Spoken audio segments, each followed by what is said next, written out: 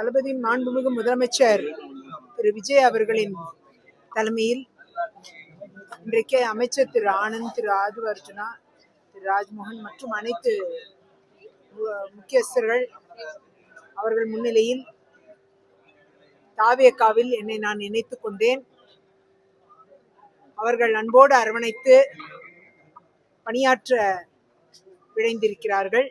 அந்த விதத்தில் தமிழகத்தில் மாற்றத்தை கொண்டு வந்த கட்சி என்ற அடிப்படையிலும் ஊழலற்ற ஆட்சியை வழங்க வேண்டும் என்ற அடிப்படையிலும் இன்றைக்கு போதை கலாச்சாரத்தை முற்றிலும் ஒழிப்பேன் என்ற சபதத்தை ஏற்று இன்று மாண்புமிகு முதலமைச்சர் அவர்கள் எடுத்திருக்கக்கூடிய பல்வேறு முயற்சிகள் பெண்களின் பாதுகாப்பு போன்ற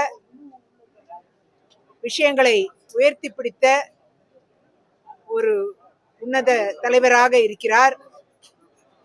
தமிழக வெற்றி கழகத்தில் இன்றைக்கு தமிழகத்தை வழிநடத்தக்கூடிய தகுதி பெற்ற ஒரு கட்சியாக இருக்கும் பட்சத்தில்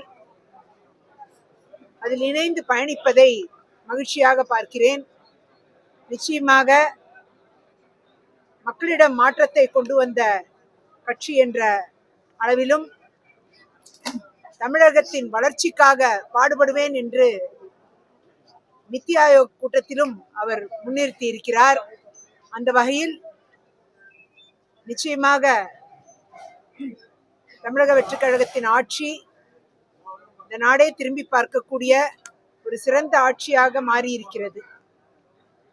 இன்னும் 10-15 ஆண்டுகளில் இந்தியாவையே வழிநடத்தக்கூடிய இடத்தில் மாண்புமிகு முதலமைச்சர் தளபதி விஜய் அவர்கள் இருப்பார்கள் என்பதை இந்த நேரத்தில் உறுதியாக தெரிவித்துக் கொள்கிறேன்.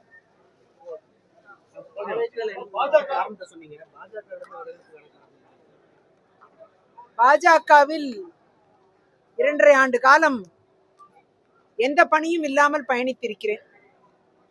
அரசியலில் பணி என்பது அவசியம். அந்த வகையில் என்னை போன்றவர்கள் உழைக்கக்கூடியவர்கள். அந்த இடத்தில் நம்முடைய உழைப்பை முழுமையாக பயன்படுத்தி மக்கள் பணி ஆற்றுவதற்கு வாய்ப்பை நல்கக்கூடிய இடத்தில் இன்றைக்கு தமிழக வெற்றிக் கழகம் உருவாகி இருக்கிறது. நிச்சயமாக மக்களின் கட்சியாக உருவாகி இருப்பதால் மக்கள் பணி ஆற்ற வேண்டும் என்ற அளவில் பயணித்துக் கொண்டிருக்கும் என்னை போன்றவர்கள் இந்த இடம் சிறந்ததாக கருதுகிறேன். அந்த விதத்தில் நிச்சயமாக எங்கள் உழைப்பு மக்களுக்கு தேவை என்பதை அறிந்து அவர்கள் இன்றைக்கு அழைத்து இணைத்திருக்கிறார்கள். என் நன்றியை பாராட்டுகிறேன்.